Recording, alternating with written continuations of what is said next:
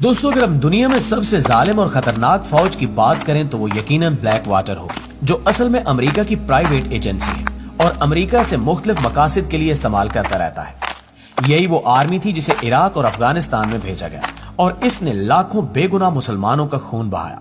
यहाँ तक कि एक वक्त था जब पाकिस्तान में भी इस आर्मी को खतरनाक मकासद के लिए भेजा गया, लेकिन फिर पाक आर्मी ने इनका वो हशर किया जिसे तारीख हमेशा याद रखेगी। आज की वीडियो में हम जानेंगे कि ये खुफिया आर्मी किस तरह काम करती है और पाकिस्तान में किस तरह इन्हें शिकस्त का सामना करना पड़ा था।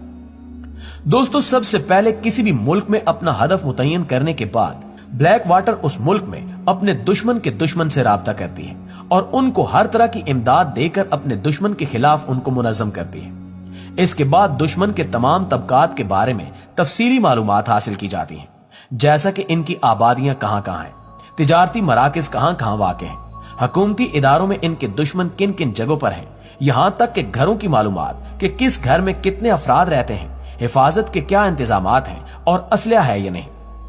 2009 वो साल था जब पाकिस्तान में ये तमाम मालूमात ब्लैक वाटर जमा कर चुके थे, जिसका सबसे बड़ा जरिया सदर मुशर्रफ का कायम करदा इदारा नादरा था।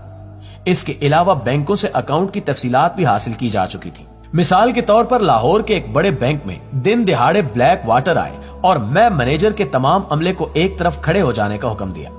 इनके अफराद बैंक के कंप्यूटर पर बैठे और तमाम रिकॉर्ड कॉपी करके अपने साथ ले गए। ये सिर्फ एक वाकया नहीं था, बल्कि पाकिस्तान भर में ऐसे वाकयात तसलसल से हो रहे थे। इस्लामाबाद जैसे शहर में पुलिस वालों को सड़क पर लिटाकर सबके सामने मारना, नाकों पर खड़े फौजियों को गालियां देना, किसी गाड़ी के आगे निकल जाने की सूरत में उसको रोककर पिटाई करना, ट्रैफिक जाम में फंस जाने पर गाड़ी से निकलकर असले से अवाम को दहशत जदा करना, बड़े बड़े कंटेनर कराची से लाहौर और लाहौर से बजरिया मोटरवे इस्लामाबाद बगैर चेक किए पहुंचना, जदीद अमरीकी असलहा पंजाब, कराची, गिलगित और सरहद के मुख्तलिफ शहरों में अपने दुश्मन के दुश्मन तबके को तकसीम करना वतन अजीज में रोजमर्रा का मामूल बन चुका था। लेकिन कहीं ऊपर से यह हुक्म आया कि अब मीडिया पर कोई खबर नहीं लगनी चाहिए। उस वक्त के वजीर दाखिला रहमान मलिक का बयान अखबारात की जीनत बना कि पाकिस्तान में फिरका वाराना फसाद कराने के लिए पैसा और असलहा तकसीम किया जा चुका है। लेकिन ये तकसीम करने वाले कौन हैं और ये तकसीम किसको किया गया, ये बताने की इजाजत नहीं है।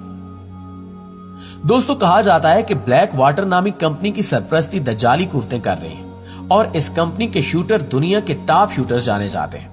यहां तक कि रेमंड डेविस भी ब्लैक वाटर का एक कारिंदा था। यकीनन जरदारी दौर में आपने जायजा लिया होगा कि अमरीकियों को बेतहाशा पाकिस्तानी वीजे फराहम किए गए और इसमें सबसे बड़ा किरदार अमरीका में तैनात सफीर हुसैन हक्कानी ने अदा किया। जरदारी दौर में पाकिस्तान मुआशी लिहाज से बहुत कमजोर था और हर तरफ दहशतगर्दी के वाकयात और बम धमाके आम थे। लिहाजा इन नाजुक हालात में अमरीकियों का धड़धड़ पाकिस्तान में दाखिल होना फिक्र की बात थी, क्योंकि ना ही उस वक्त टूरिज्म को फरोग दिया जा रहा था और ना ही कोई और मामलात थे। उस वक्त के वजीर दाखिला रहमान मलिक ने सदर जरदारी की सरपरस्ती में बगैर तस्दीक और इंक्वायरी के डॉलर के एवज अमरीकियों को पाकिस्तान में ब्लैक वाटर का नेटवर्क मजबूत करने में मदद फराहम की और मेमू गेट स्कैंडल भी इसी वाक़े की एक कड़ी है।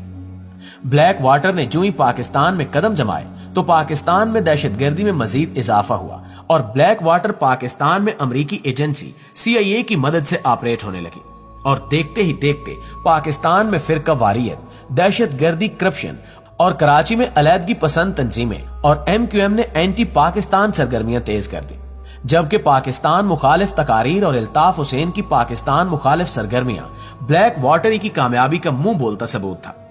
और तो और उस वक्त की हुकूमत ने अमरीकी एजेंसी का भी भरपूर साथ दिया। ब्लैक वाटर के कारिंदों ने पाकिस्तानी मीडिया में सहाफियों से लेकर मीडिया मालकान को पैसा लगाया और फौज मुखालिफ बयानिया के हामिल लोगों को मीडिया में ज्यादा वक्त दिया जाने लगा, जिनका एक काम था कि मुल्क पाकिस्तान में अवाम के दिलों में फौज के लिए नफरत पैदा की जाए और 5th जनरेशन वार को मजीद तकवीयत और ताकत बख्शी जाए। मामलात यही नहीं रुके, बल्कि ब्लैक वाटर के कारिंदों ने पाकिस्तान में मुआशी दहशतगर्दी का आगाज भी किया और ब्यूरोक्रेसी और वजीरों मशीरों को डॉलर लगाए और करप्शन को फरोग दिया और एक जमहूरी हुकूमत की मदद से पाकिस्तान की खारजा और दाखिला पॉलिसीज पर असरअंदाज हुए। इनके होते हुए कोई भी कानून साजी अवाम की फलाह के लिए नहीं थी, बल्कि लेफ्ट विंग की पार्टी पीपल्स पार्टी ऐसे कवानीन बनाने में मसरूफ थी जिससे ज्यादा से ज्यादा मुल्क में लिबरलिज्म को फरोग दिया जा सके। इसके साथ साथ दुश्मन एनजीओज को पाकिस्तान में ऑपरेट करने की इजाजत भी दी गई। ब्लैक वाटर भरपूर अंदाज में पाकिस्तान में तखरीबकारी करती और जो भी बम धमाका होता इसकी जिम्मेदारी तहरीके तालिबान पाकिस्तान कबूल करती। हालांकि हकीकत इसके बिल्कुल बरक्स थी। तालिबान इस हद तक मास्टरमाइंड नहीं थे, वो बस जिम्मेदारी कबूल करने के डॉलर लेते थे, लेकिन पसे पर्दा सारी दहशतगर्दी की प्लानिंग ब्लैक वाटर करके देती थी। स्कूल, मदरसे, कॉलेज, यूनिवर्सिटी और मजारात, बाजार, बेगुनाह लोग, मर्दों, खवातीन और बच्चे इनका असल हदफ होते थे। लेकिन फिर वक्त बदला और अफवाज पाकिस्तान ने अपनी जानों का नजराना पेश करके मुल्क पाकिस्तान में ब्लैक वाटर का सफाया करना शुरू कर दिया। इस कुत्ता मार मुहिम का आगाज स्याहपोश मारखोर्स ने बखूबी सरअंजाम दिया और बदले में अमरीकी हुक्काम ने पाकिस्तान की हुकूमत से अपने टूरिस्ट गायब होने का एहतजाज भी किया। हकीकत में वो ब्लैक वाटर के एजेंट थे और स्याहपोश मारखोर्स का शिकार हो रहे थे। एक अंदाजे के मुताबिक 22,000 फौजी जवानों ने, जिनमें दीगर अफसरान भी शामिल हैं, अपनी जानों का नजराना पेश करके मुल्क पाकिस्तान के अमन को बहाल किया। दोस्तों, यही वजह है कि हमारी फौज दुनिया भर में काबिल तरीन फौज के तौर पर जानी जाती है और इसलिए एक आम दुकानदार, गरीब रेडीबान, आम शहरी किसी भी तौर पाकिस्तान की अफवाज से जुदा नहीं है, बल्कि आज भी हर एक के अंदर पाक फौज के साथ वतन की हिफाजत की खातिर मर मिटने का जज्बा पहले से कहीं ज्यादा मौजूद है। अवाम के दिल इन जवानों के साथ धड़कते हैं जो मौसम की सख्तियों, खाने पीने और आराम की परवाह किए बगैर अपने बीवी, बच्चों और अजीजों अकारब से दूर मुल्क की सरहदों की दिन रात हिफाजत कर रहे हैं और इसकी खातिर अपनी कीमती जानें कुर्बान करने से भी दरेग नहीं करते।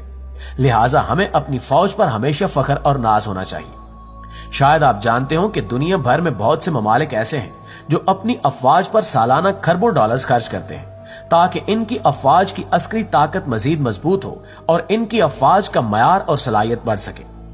सदियों पर मुहित अस्करी तारीख रखने के बावजूद इन ममालिक की अफवाज अपना वो मकाम अब भी नहीं बना सकी जो अफवाज पाकिस्तान ने मुख्तसर सी तारीख में बना लिया है।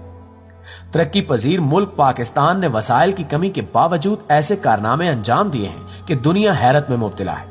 इसलिए जब भी किसी मुल्क की अफवाज की कारकर्दगी का जायजा लिया जाता है तो अफवाज पाकिस्तान का नाम सफ़े अव्वल में शुमार होता है, जिसका वाज़े सबूत ग्लोबल फायर पावर की आलमी सतह पर अफवाज की सलाहियत और कारकर्दगी के एतबार से जारी होने वाली दर्जा बंदी पर मबनी रिपोर्ट है।